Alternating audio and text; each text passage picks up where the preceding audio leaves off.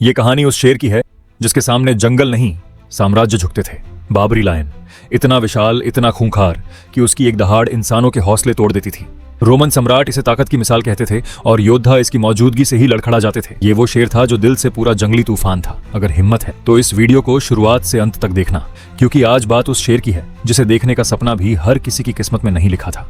Barbari lion कोई साधारण शेर नहीं था, ये वो दानव था जिसकी दहाड़ सदियों तक इतिहास की किताबों में गूंजती रही, जिसका कद, उसकी ताकत, उसका रुतबा अन्य शेरों से बिल्कुल अलग दर्जे का था। इतिहास ने इसे हमेशा एक लेजेंड की तरह लिखा है। जंगली अफ्रीका का नहीं बल्कि उत्तरी अफ्रीका के पहाड़ों का राजा, जिसकी मौजूदगी ही सभ्यताओं को हिला देती थी। रोम के कोलोसियम से लेकर एटलास के घने जंगलों तक जहां इसका नाम लिया जाता था, वहां डर, सम्मान और ताकत तीनों एक साथ खड़े हो जाते थे। बारबरी लायन कोई ऑर्डिनरी प्रेडेटर नहीं था, ये वो शेर था जिसे इतिहास ने खुद अपनी किताबों में सोने की स्याही से दर्ज किया है। बारबरी लायन का जन्म अफ्रीका के उत्तर पश्चिमी हिस्से में एटलस माउंटेन्स में हुआ था। ये पहाड़ मोरक्को, अल्जीरिया और टूनीजिया में फैले हुए हैं। यहीं की ठंडी और कठिन जगहों ने इसे भारी, ताकतवर और खतरनाक शेर बना दिया। बारबरी लायन अब तक का सबसे बड़ा शेर। जंगली नर का वजन 270 से 300 किलो तक। पिंजरे में बंद शेर इससे छोटे थे क्योंकि बुरे हालातों ने उन्हें उनकी असली ताकत तक नहीं पहुंचने दिया। फिर भी ये शेर था असली दानव, विशाल, भयंकर और खतरनाक। लेकिन बारबरी लायन की असली ताकत उसकी अयाल में थी। लंबी, काली और घनी अयाल, जैसे ये जंगल का साया ही हो, डर का प्रतीक। बाकी अफ्रीकन लायंस इसके सामने फीके लगते थे। ये अयाल ही उसे असली दानव बारबरी लायन, जंगली नर, धरती का असली दानव था। वजन 270 से 300 किलो, कंधे तक ऊंचाई 1.2 मीटर और लंबाई 3 मीटर तक। मादा भी कम नहीं। वजन 180 से 200 किलो, लंबाई 2.7 मीटर। बारबरी लायन की लंबी अयाल शायद इसलिए हुई क्योंकि एटलस माउंटेन्स में बाकी अफ्रीकन इलाकों से ज्यादा ठंड रहती थी, खासकर सर्दियों में। बारबरी लायन अटलांटिक पर्वत का असली शिकारियां राजा था। ये बड़े शिकारियों जैसे बर्बरी स्टैग, गैजेल, जंगली सुअर और बर्बरी शीप को अपना शिकार बनाता था। ऑरिक्स और कभी कभी भैंस तक कोई भी सुरक्षित नहीं था। जब जंगली शिकार कम पड़ गया तो ये इंसानों के पालतू जानवरों, भेड़ और गाय को भी निशाना बनाते थे। एटलस माउंटेन्स में बारबरी लायन था असली शिकारी राजा। इसके सामने जो भी कॉम्पिटिशन था, बारबरी लेपर्ड और एटलस बेयर, वो इसके सामने परास्त ही होते। शक्ति, आकार और डरावनी मौजूदगी में ये हमेशा सबसे ऊपर था। बारबरी लायन और एक बेयर एक ही जंगल में रहते थे, लेकिन ये अक्सर एक दूसरे से बचते थे। भारी, शक्तिशाली और डरावने, दोनों ही जंगल के सबसे खतरनाक शिकारी थे। जब भी ये आमने सामने आते, माहौल में खौफ फैल जाता। फिर भी ये जानवर अपने रास्ते रखते हुए सिर्फ जंगल का नियम बनाते थे। पर जैसे जैसे इंसानी सभ्यता विकसित होने लगी, दोनों, बारबरी लायन और एटलस बेयर, जंगल के सबसे भयंकर शिकारी होने के बावजूद धीरे धीरे इंसानों की लालच और क्रूरता के शिकार बने। शिकार की बेतहाशा आदत, जंगलों की तबाही ने इन दोनों दानवों के लिए कोई रास्ता नहीं छोड़ा। बारबरी लायन अपने विशाल आकार, भयंकर स्वभाव और शौर्य के कारण रोमन साम्राज्य के लिए एक गर्व का प्रतीक बन गया। इन शक्तिशाली शेरों को कोलोसियम ऐसी अरीनास में लाया गया, जहां ये ग्लैडिएटर्स अन्य विदेशी जानवरों और कभी कभी एक दूसरे से भी लड़ते थे। रोमन दर्शक इनके सामने रोम की ताकत और कॉन्कर्ड लैंड्स पर नियंत्रण का अनुभव करते थे।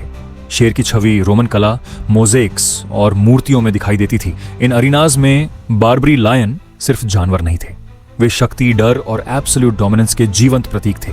एक विशाल, भयंकर शिकारी जिसने इंसानों को भी कांपने पर मजबूर कर दिया। रोमन जनता उनके सामने थर्राती और रोम की ताकत को महसूस करती।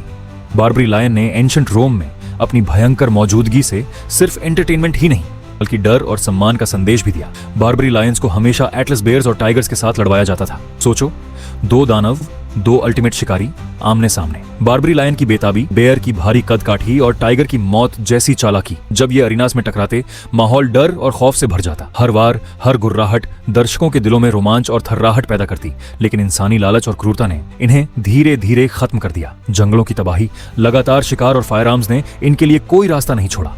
इतना भयंकर और शक्तिशाली शिकारी जो कभी अरीनास में रोम के साम्राज्य का डर बनता था, वो मिड 20th सेंचुरी तक वाइल्ड में पूरी तरह विलुप्त हो गया। सच में इंसान ने इस जंगल के असली दानव को इतिहास की किताबों में बंद कर दिया। बारबरी लायन को वाइल्ड में आखिरी बार 1942 में देखा गया था।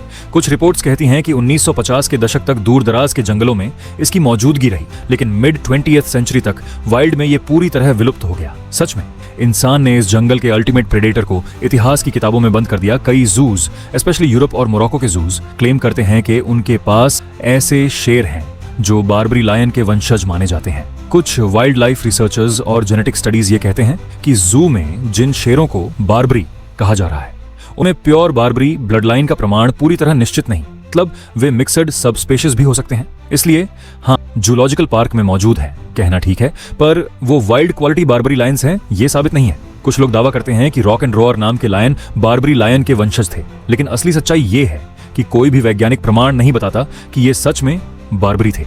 आज भी कैप्टिविटी में कुछ बार्बरी टाइप लायन रखे गए हैं, जैसे मोरक्को के रबत जू और यूरोप के कुछ जूज, पर रॉक एंड रोअर का नाम बस अफवाह या इंटरनेट कहानियों में बाकी रह गया है। सच और अफवाह के बीच बार्बरी लायन की शक्ति और डर आज भी लोगों को रोमांचित करती है। एक मजेदार फैक्ट ये है कि अब विलुप्त हो चुके नॉर्थ अफ्रीका के बार्बरी लायन जेनेटिकली भारत के एशियाटिक लायन के बेहद करीब हैं।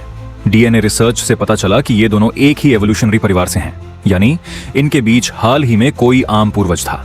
इसका मतलब ये है कि बार्बरी लायन और एशियाटिक लायन कई अफ्रीकन लायन पॉपुलेशन से भी ज्यादा करीब हैं और इन्हें अक्सर northern lion sub species Panthera leo में रखा जाता है। यानी दो अलग अलग महाद्वीप के ये विशाल शेर असल में दूर के रिश्तेदार थे।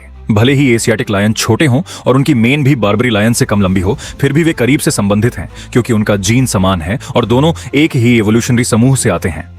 और दोस्तों, अगर बार्बरी लायन की ये कहानी आपको पसंद आई हो तो याद रखना, वाइल्ड लेजेंड सिर्फ वीडियो नहीं देता, यहाँ हर कहानी एक दहाड़ छोड़कर जाती है। लाइक करो, और ऐसी ही जंगली कहानियां मिस नहीं करनी तो अभी सब्सक्राइब कर लो। वाइल्ड लेजेंड्स, जहां दहाड़ कभी नहीं रुकती।